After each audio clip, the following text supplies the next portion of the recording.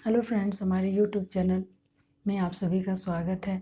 आज हम इस वीडियो में टेंस के बारे में पढ़ेंगे।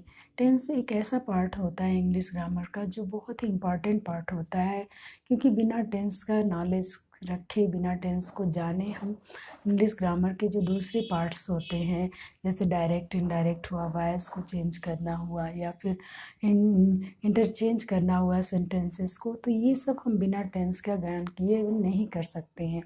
इसके लिए हमें टेंस की पहचान बहुत ज़रूरी है, टेंस का आना बहुत ज़रूरी है। तो हम पहले देखेंगे कि टेंस क्या होता है। तो टेंस, उसको हम हिंदी में काल या समय कहते हैं। तो इसकी सिंपल सी डेफिनेशन होती है, यानी हम टेंस किसको कहेंगे, टेंस क्या होता है। तो कार्य के समय के अनुसार वर्ब की फॉर्म में जो चेंजिंग होती है, वर्ब का जो फॉर्म बदलता है, रूप उसका बदलता है, उसी को हम टेंस कहते हैं। पहले हम इंग्लिश में इसकी डेफिनेशन थोड़ा देखते हैं। तो जो इंग्लिश में इसकी डेफिनेशन होती है, tense change the form of verb to express the time of an actions. मतलब जो भी कार्य होता है उसके समय के अनुसार, मतलब कार्य जो हो रहा है उसके समय के अनुसार, अकॉर्डिंग उसके एक्शन के अनुसार जो वर्ब की फॉर्म होती है वो चेंज हो जाती है, होती रहती है, उसी को हम लोग टेंस कहते हैं। जैसा कि हम जानते हैं कि वर्ब की फॉर्म होती है, फर्स्ट फॉर्म होती है, सेकेंड फॉर्म होती है, थर्ड फॉर्म होती है, आईएनजी फॉर्म होती है। तो ये जो होता है, ये जब हम फॉर्म यूज करते हैं वर्ब का, जब हम लोग पार्ट ऑफ स्पीच में वर्ब को पढ़ रहे थे तो उसमें हम लोगों ने वर्ब के बारे में डिटेल में स्टडी किया था। तो वर्ब की फॉर्म जो होती है अकॉर्डिंग टू सेंटेंस चेंज होती रहती है, तो उसी को टेंस कहते हैं।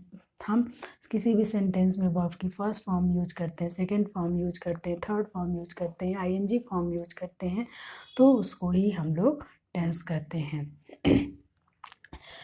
अब हमारा है काइंड्स ऑफ टेंस। तो कि टेंस के अब कितने प्रकार होते हैं, तो मोस्टली सभी लोग जानते हैं कि टेंस जो होता है वो 3 प्रकार का होता है। जैसा कि सभी लोग जानते हैं, वर्तमान काल, भूतकाल, भविष्यकाल। ये तो लगभग जो मतलब बिल्कुल कम पढ़ा लिखा इंसान भी, हर इंसान जानता है कि जो होता है समय या काल, वो 3 प्रकार का होता है, एक वर्तमान, भूत और भविष्य। तो इंग्लिश में भी हमारे टेंस जो होते हैं वो 3 प्रकार के होते हैं। पहला होता है हमारा प्रेजेंट टेंस, जिसको हम वर्तमान काल कहते हैं। दूसरा होता है पास्ट टेंस, जिसको हम भूतकाल कहते हैं। तीसरा होता है फ्यूचर टेंस, जिसको हम भविष्य काल कहते हैं। यानी प्रेजेंट टेंस जो वर्तमान काल में, यानी कि हम कोई भी एक्शन जो हो रहा है, कार्य हो रहा है, वो प्रेजेंट काल में हो रहा है, यानी वर्तमान समय में हो रहा हो, तो वो हमारा जो सेंटेंस होगा वो प्रेजेंट टेंस में आएगा। पास्ट टेंस में, यानी कोई भी हम जो एक्शन कर रहे हैं या क्रिया हो रही है वो पास्ट में होती है, वो थोड़ी देर पहले ही हुई हो, लेकिन वो पास्ट में, हम बीते हुए समय की बात करते हैं, तो वो भूतकाल में, यानी कि प्रेजेंट टेंस, पास्ट टेंस में आता है। और फ्यूचर टेंस, मतलब कोई भी सेंटेंस, ऐसा सेंटेंस जो हम कह रहे हो कि वो हम आने वाले समय में करेंगे, तो वो हमारा फ्यूचर टेंस में आता है। अब 3 टेंस होते हैं, तो तीनों टेंसेस के 4 पार्ट होते हैं। यानी कि जो फॉर्म होता है, वो टेंस के फॉर्म हम देखेंगे कि पार्ट ऑफ टेंस कितने होते हैं। टेंस का हर जो होता है, इसका पार्ट्स होता है हर टेंस का। तो एवरी टेंस हैज़ 4 टाइप्स या 4 पार्ट्स या 4 कैटेगरीज। हर टेंस की 4 कैटेगरीज होती है, 4 टाइप्स होते हैं या पार्ट्स होते हैं। तो पहला होता है टेंस का टाइम, टेंस के जो पार्ट होते हैं, पहला टेंस 3 प्रकार का होता है, लेकिन हर टेंस की, तीनों टेंस के 4 टाइप्स होते हैं। पहला है इंडेफिनिट।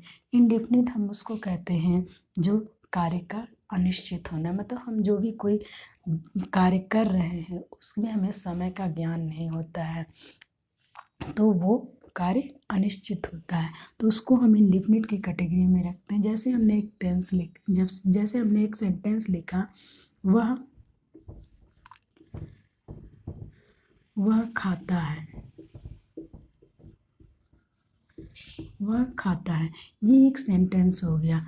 लेकिन वह खाता है, वह खाता है, तो इसमें हमको कार्य हो रहा है, उसके खाने का कार्य हो रहा है, लेकिन इसमें हमें समय का ज्ञान नहीं है किस समय हो रहा है, तो ये इंडिफिनिट में आता है। अब कॉन्टिन्यूअस दूसरा है। कॉन्टिन्यूअस मतलब कोई भी कार्य जो जारी रहता है, कॉन्टिन्यूअस रहता है, उसको हम कॉन्टिन्यूअस की कैटेगरी में रहते हैं। जैसे इसी सेंटेंस को हम लें, वह खाना खा रहा है, तो यहाँ पर हम देख रहे हैं कि जो वह खाना खा रहा था, यानी उसके खाने का जो काम है वो अभी तक कंटिन्यूअस है, यानी कि जारी है, तो इसलिए इसको हम कंटिन्यूअस की कैटेगरी में रखेंगे। फिर तीसरा है परफेक्ट। परफेक्ट मतलब कार्य का पूरा हो जाना, मतलब कोई भी कार्य हो रहा है वहाँ वो पूरी तरह से पूर्ण हो जाता है, पूरा हो जाता है, उसको हम परफेक्ट की कैटेगरी में रखते हैं। जैसे एक सेंटेंस है, वह खाना खा चुका है,